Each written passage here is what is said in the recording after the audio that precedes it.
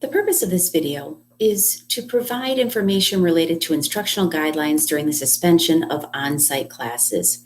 As you're aware, Shenendehowa has moved to e-learning during the period that we are not permitted to be in school in person.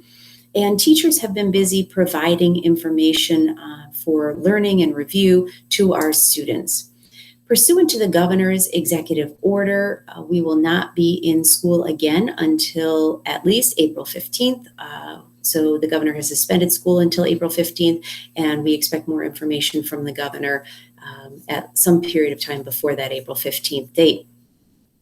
So as we look at how students will experience their learning over the next few weeks, we're going to be talking about what they can expect in terms of curriculum, instruction, time expectations, grading, assessments, and supports that are available for both students and families. Teachers will begin exposing students to new learning. We're asking that teachers prioritize New York learning standards that are foundational for future learning. So as they look through what they would traditionally be teaching this time of year, we're asking that they pull out the pieces that are most important for either the next grade level or the next course in the sequence. They will be using a compressed curriculum model, not trying to cover everything that they would have had they been in school, recognizing that family circumstances are wide and varied, and we are shifting to an entirely new model of remote access. And this provides challenges for both students and families and teachers, and therefore we want to make sure that we are focusing on the most important New York State learning standards. Regents courses, we expect to hear more from the interim commissioner of the State Education Department in the next week for what we can expect related to Regents classes, and if the instruction will continue to move forward at the same pace as typical. Advanced placement exams, they will be modified exams this year. Teachers are aware and are working to prepare students still for those modified exams. And teachers of college courses are going to be following the instructions from the college and the university. We are asking teachers that where they're providing new material, that they are also providing direct support, very often through the use of instructional videos, that students are able to complete the work at home independently. Certainly this looks different for a sixth grader than it does a kindergartner. Our youngest learners probably do need some oversight from families, but we're asking that the teaching be done by the teacher where possible. We are also reminding folks that all this work should be able to be completed with minimal resources, no trips to the craft store at this time, and that work that is assigned really should be meaningful. There is no expectation to create work or even try to replicate what we've done in the classroom in this new environment. Teachers are looking through and figuring out what makes the most sense to share and to be teaching students in this remote environment. We're asking that platforms teachers use are universally acceptable. There is an education law called Ed Law 2D, which requires school districts to safeguard personally identifiable information. The Google Suite for Education is Ed Law 2D compliant. We do want you to know that one of the issues within the Google Suite, the Hangout Meet feature, which is very useful. In fact, it's what I'm using to record this video. We have learned that students can go back in and access those links after the teacher has closed it out. And so for this reason and for many other reasons, because what's safe today may change tomorrow, we're asking that parents continue to monitor what their children are doing online. Please know that where your child needs some additional support and resources, Khan Academy is always a great resource, as is WMHT, the public broadcasting system. They have shifted their programming so that they are providing things, that materials and content and shows that support K-12 learning. Time spent by students on schoolwork. We received a lot of positive feedback in this last week about great engagements between teachers and students during the suspension of on-site learning. We also did hear that for some of you, it seemed like you were either getting too much or not enough. And so we decided to set forward some recommendations for time allocations, and this is for the typical worker. We know some students are faster than this. We know some students work at a more deliberate pace, but on average, we're expecting our K-2 students to spend about 2.5 hours each week on ELA and math, with an additional hour for PE, art, and music. So that would be 3.5 hours total each week. Grades 3 through 5 We are talking about 4 hours for ELA and math, and that's a combined number. When ELA and math are together, it will be 4 hours, and an additional hour for PE, art, and music. As we move to the middle school, the core areas, ELA, math, science, social studies, about 2 hours each week for each subject area, and then an additional 2 hours for all other subject areas combined. So about 10 hours of instructional engagement for our middle schoolers. At 9-12, we're saying about 3 hours per course. So a student who has 8 courses would spend about 24 hours each week. Obviously, there are going to be variations within this. Students who are taking multiple AP courses can expect to spend longer on that. We are also telling teachers that optional resources may be provided. So if you don't feel this is enough, there will be some additional resources for you to consider doing with your child at home. And while we heard a lot of positive feedback last week, one of the areas that we heard pretty routinely was that some of our secondary students felt a little overwhelmed logging in and seeing instruction and assignments for 8 classes or 7 classes every day.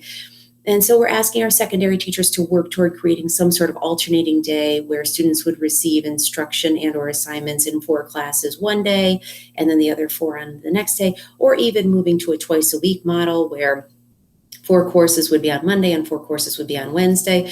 This is a decision that's going to be worked out at the building level, and so we expect this to be operationalized probably toward the end of next week for our students. We also know that this approach helps facilitate our special education teachers, our AIS providers, to working with students, giving more time for them to access students before students have to turn around and submit assignments. Report cards for the 3rd quarter at the elementary. With the change in learning conditions, classroom teachers are not going to be completing 3rd quarter report cards. We will have been out of school for 4 weeks or more at this point. Teachers are going to remain focused on designing lessons for students to access from home, and the priority being on maintaining frequent contact with students. A report card will be issued in June. If you have a student with special needs and they have an IEP, you will receive an IEP progress report. At the middle school and high school, the 3rd quarter is going to be extended by 1 week, closing on April 10th. And this is going to allow students to submit work that they were assigned or have complete redos or retakes for whatever was assigned prior to March 13th within the guidelines of what the teachers state. So if they had been missing work in the 3rd quarter prior to the suspension of on-site classes, they can reach out to their teacher. Their teacher will be setting forth guidelines for this within Google Classroom. So we're giving an additional week on the grading window for this to occur. Report cards for 3rd quarter will be issued April 27th. Grading during the suspension of on-site classes, we are aligning our practices with recommendations from New York State Education Department and also district policy. It's really important that we continue to provide equitable access to mandated and non-mandated services, and it includes students with IEPs, students receiving English as a new language, students receiving AIS supports, students who have received in either individual or small group instruction from their teachers. We're going to be continuing to provide that. Students are also can expect to receive timely feedback on the assignments that they have submitted. We're suggesting teachers use varied forms of assessment and or graded assignments, and probably the second being more common, graded assignments, and allowing students to resubmit, recognizing this is a new time and our students and teachers are trying to adapt to digital learning, and therefore we're going to need some opportunities to redo some things as we move forward. At the high school, teachers and administrators and counselors will still be working on individualized learning plans for students. Our goal is to ensure students are still able to earn course credit even through the suspension of on-site learning. So the grading method we're going to be using is evidence of learning, which is essentially a passing grade, where students demonstrate learning of the compressed curriculum as outlined by their teacher, and they're submitting these assignments and it shows that they've learned something. The mark in the grade book will be evidence of learning, and so we're going to be adding that designation within our grade books. Not yet learned indicates that a student has not turned it in yet, or they have not, what they did turn in did not demonstrate learning yet, and students are going to be given the opportunity to redo or resubmit. We recognize this is important as what is happening in households varies widely, as does access to Wi-Fi and devices and supports that are needed for all students. So we are shifting to this evidence of learning or not yet learned. If you're curious about learning more related to what's happening with assessments and our standardized assessments, we have posted on the district website. If you go to the district website and you search Shen memo documenting changes to standardized assessments, you'll see that the 3 through 8 New York State assessments and the NYSESLET exams have been canceled for this year. That's where we're going to provide information about Regents exams when we know it. We also have listed information there related to SATs, AP, etc. Supports for students will continue to be provided. Students will receive their modifications and accommodations. They will receive academic intervention services. Teachers will be reaching out. Credit recovery planning will continue at the high school. Special education teachers will be reaching out to students, providing resource. This can be done through video conferencing or on the telephone. Electronic communications related services will also be continuing at this time. We recognize that this is an entirely new experience for our families, as it is for us as a school community. We hope that the time guidelines that we set forth help provide some sort of clarity. We hope that you are mastering the new technologies and skills like we all are. I know many of us have learned a lot in the last few weeks. Shen resources are ready to support you. Teachers stand ready. If you have any questions or concerns, please feel free to reach out to your child's teacher. Our counselors, our psychologists, our librarians, still working even though remotely, also ready to provide support, as are our academic leaders and our school principals.